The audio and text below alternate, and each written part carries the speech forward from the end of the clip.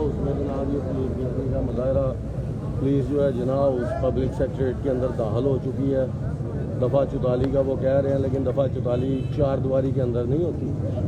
ठीक है, पुलिस कहती है राणा सना हमारे कहने पे जनाब ये कर रहे हैं पुलिस गर्दी, क्योंकि जो दफ़ा 44 है वो चार दीवारी के बाहर है, चार दीवारी के अंदर। जमशेद व्यास साहब पुलिस के मुज़ाकरात कर रहे हैं। पुलिस वाले जो है वो हमारे सियासी डेरे के अंदर दाखिल हो चुके हैं, जो कि बिल्कुल गैर कानूनी है। ये होते छोटे हुकूमत इसको इंशाअल्लाह ताला शिकस्त फाश करेंगे। आप सब दोस्तों से गुजारिश है जो इस वीडियो को देख रहे हैं फ़ौरन जल्द अज जल्द जना हाउस में पहुँचे, अपनी क़यादत के शाना बिशाना आगे खड़े हों।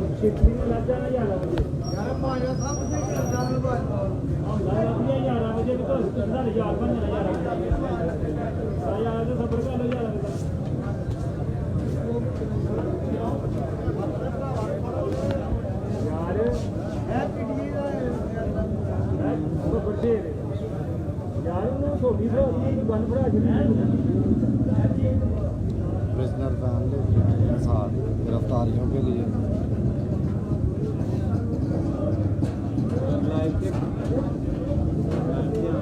वही क्या है जिन्हों को पिस्तौल बाहर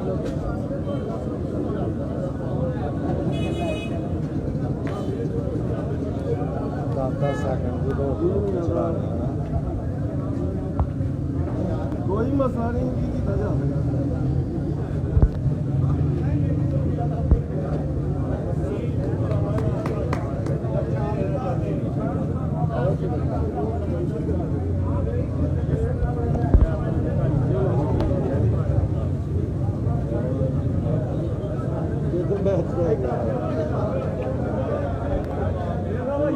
मैं भेज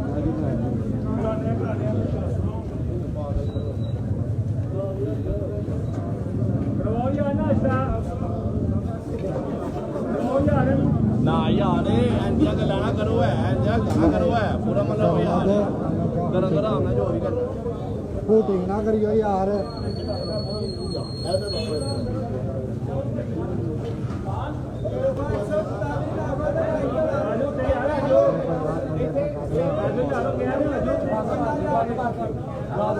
सही है ना खलड़ा करवा दे दूसरी तो भैन से 3 बंदे ने यार, दो बंदे एक बंदे ਨੂੰ ਖਾਣਾ ਨਹੀਂ ਕੀ ਹੋ ਗਿਆ ਫਿਰ ਹੋਰ ਆਣੇ ਤੁਹਾਡੇ ਬੰਦੇ ਇਕੱਠੇ ਹੋ ਜਾਣਾ ਉਹ ਭੈਣ ਜੋ ਇੱਥੇ ਇਕੱਠਿਆ ਹੁੰਦਾ ਖਾੜੀ ਉਹ ਭੈਣ ਬਾਂਦੇ ਛੜ